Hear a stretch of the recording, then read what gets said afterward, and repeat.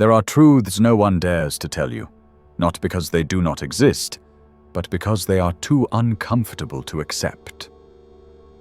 This is one of them. Female desire does not obey logic. It does not follow morality. And often it does not match what is spoken aloud. It follows older codes, darker ones, deeper ones. And if you do not understand them, you will continue to repeat the same mistake. Giving everything, receiving nothing. But there is a map, a guide, 5 unwritten rules that govern female desire. 5 keys that, if you understand and apply, will return the clarity you lost.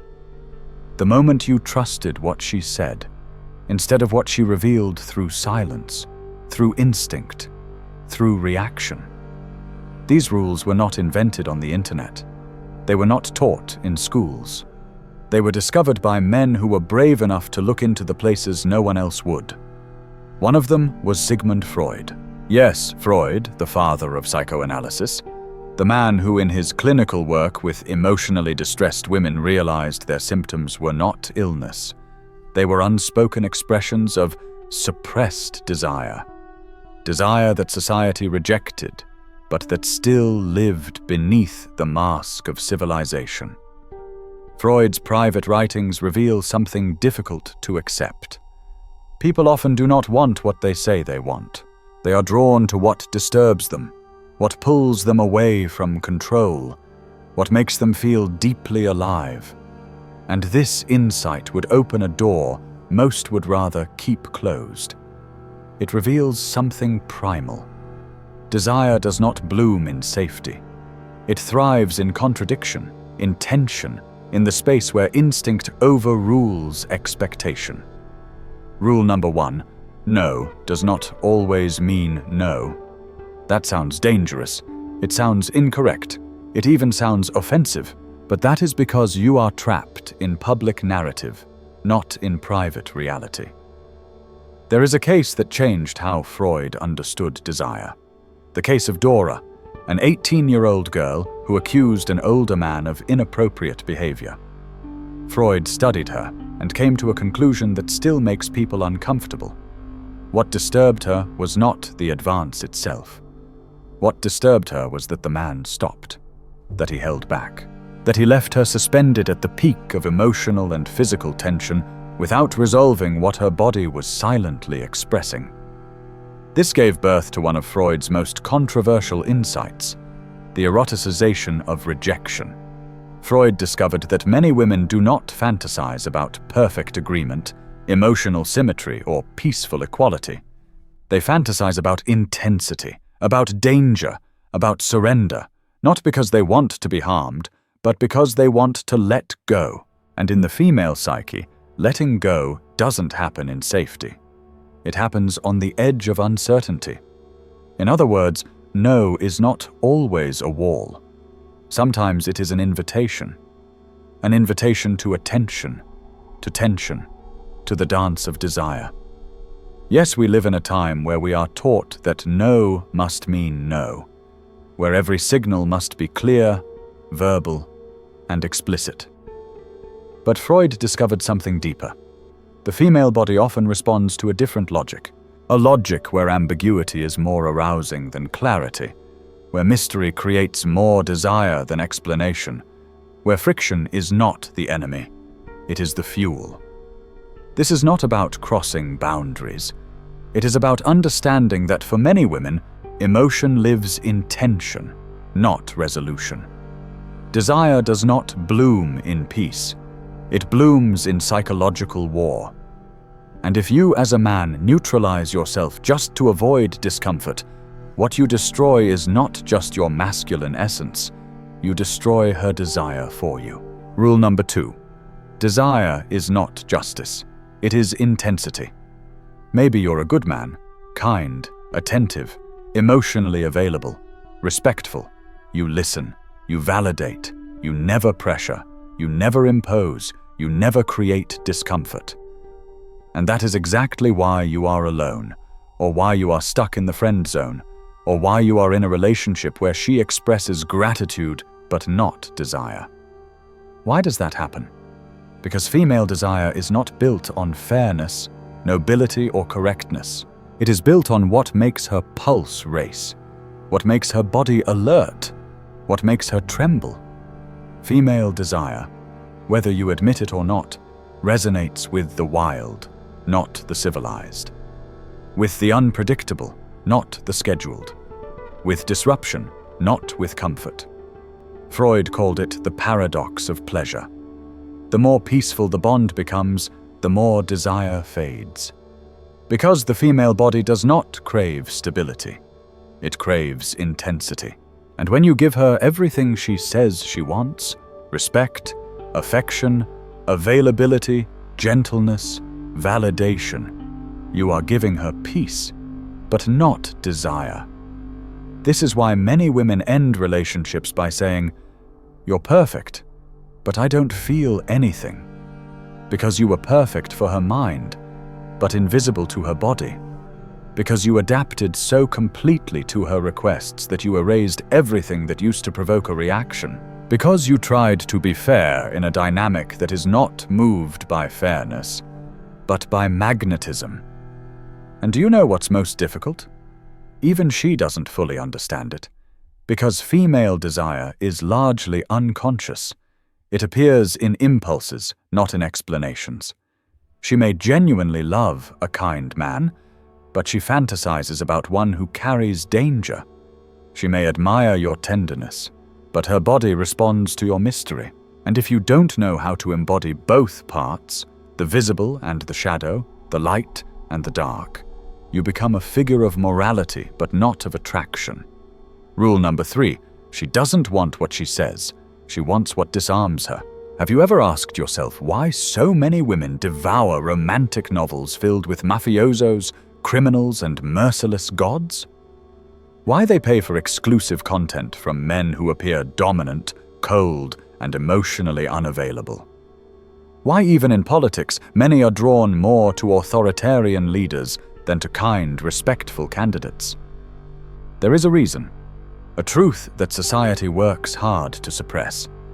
But Freud understood it from the beginning. What a woman says she wants is not always what her body responds to.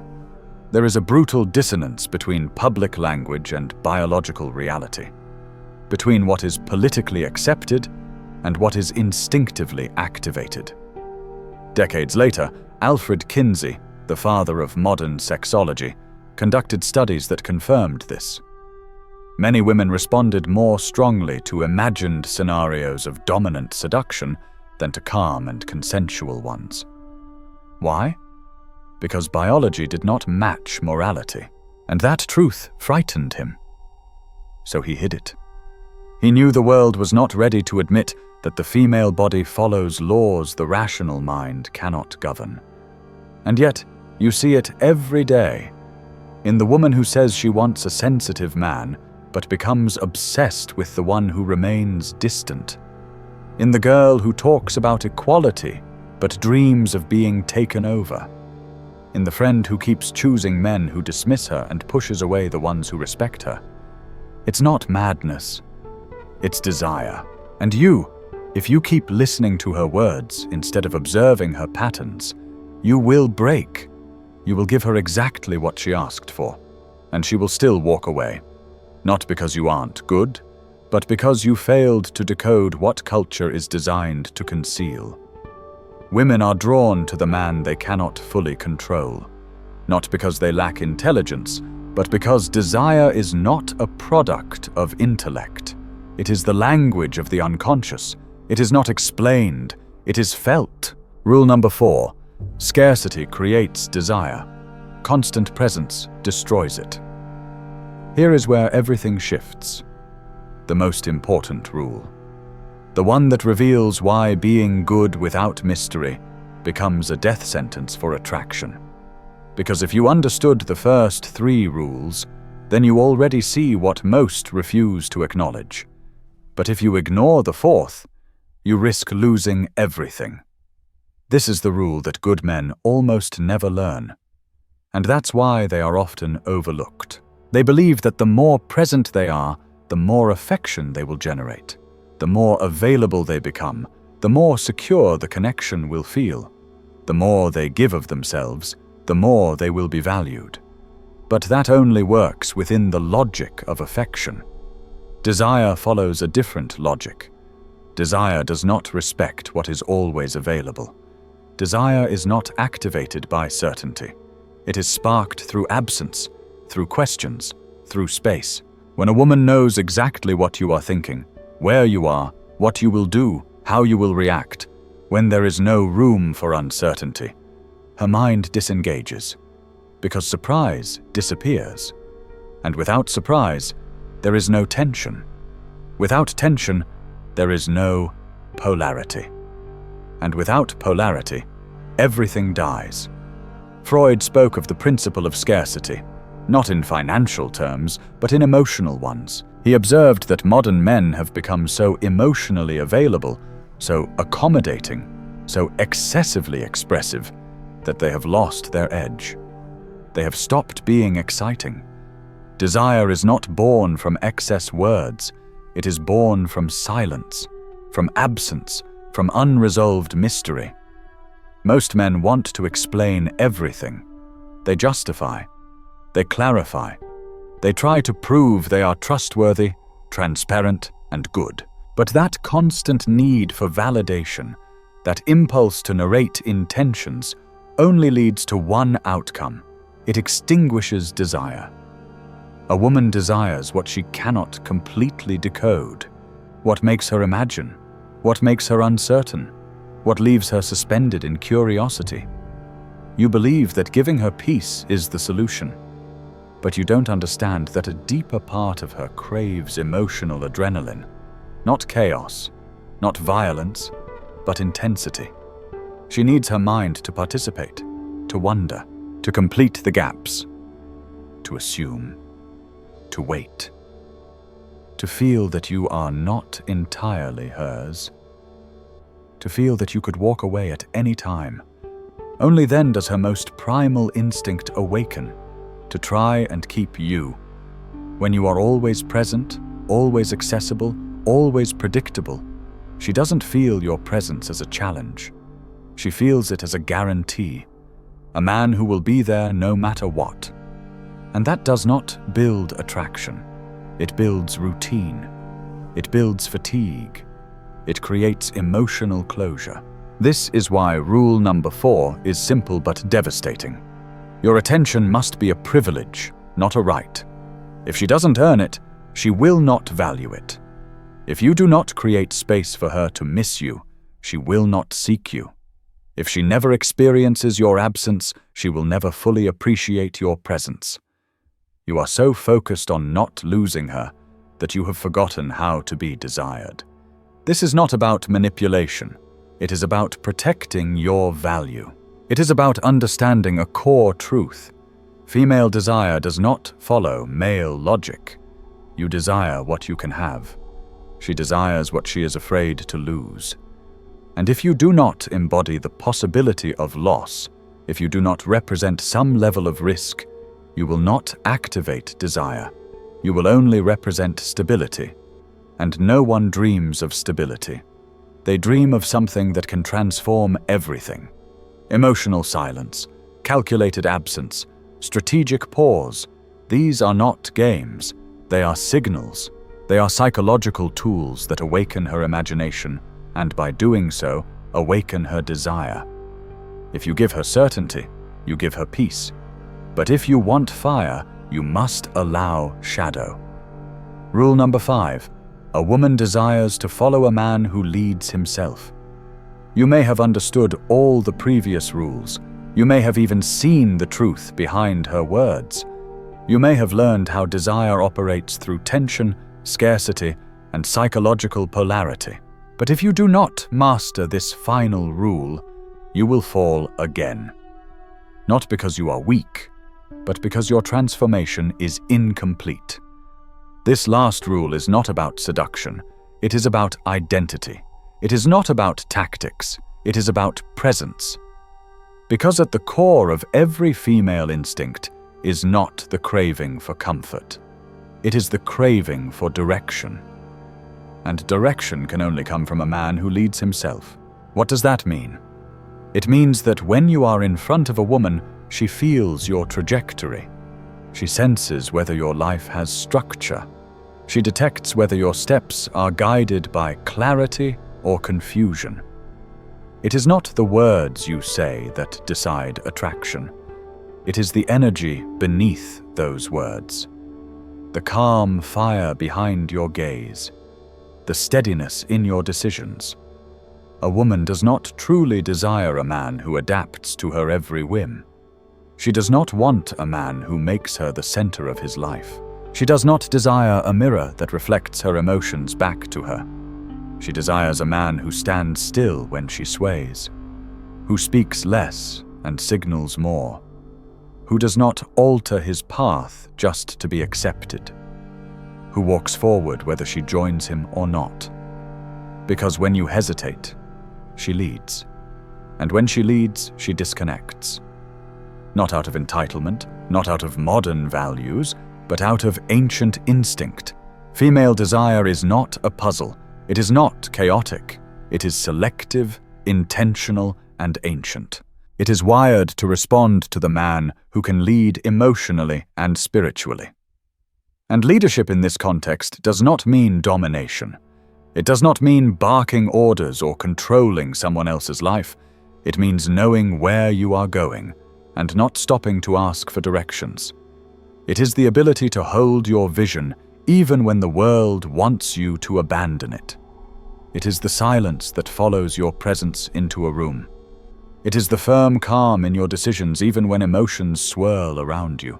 That kind of man makes her nervous in the best way, because he is unshakable, because he forces her to choose whether she will rise to meet him.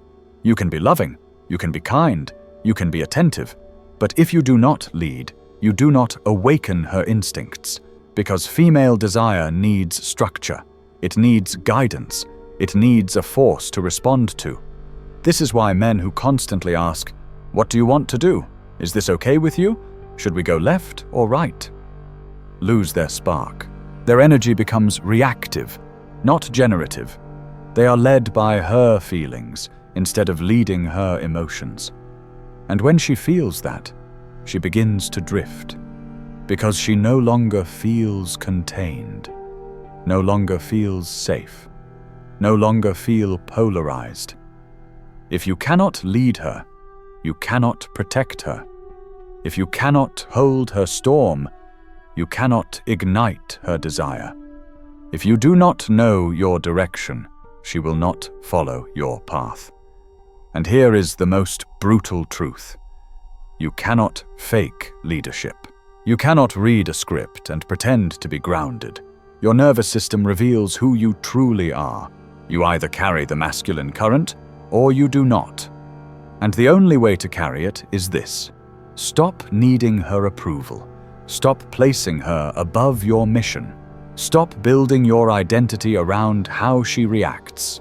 Instead, build yourself. Make your mission sacred. Make your purpose non-negotiable. Make your path more important than her mood. When you do that, something shifts. Your gaze becomes still. Your words become fewer, but heavier. Your vibe changes, and she feels it. Not in her mind, in her body. Because desire does not respond to logic. It responds to the field, to the polarity between the masculine and the feminine, to the energy that cannot be explained, only felt. True leadership is not loud. It is not boastful. It does not need validation. It is the silent conviction in your bones. It is the refusal to break your frame even when tempted. It is the decision to keep walking, even if she turns away. And when she sees that, when she senses that you are not a leaf in the wind, but a mountain in motion, that is when her desire bows, not to your dominance, but to your direction. She stops testing you. She stops leading you. She stops controlling you because she finally feels it.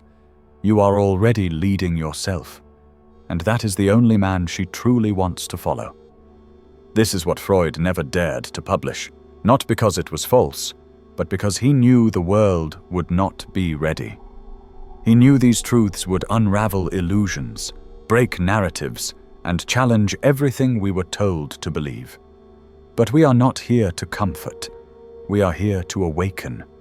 And if you have made it this far, if something within you stirred, if a voice inside you rose, if something cracked open and said, "I remember who I am," then write the word leadership in the comments, because that is the mark of a man who no longer waits to be chosen, but chooses himself, who leads not just others, but his own mind, his own path, his own energy.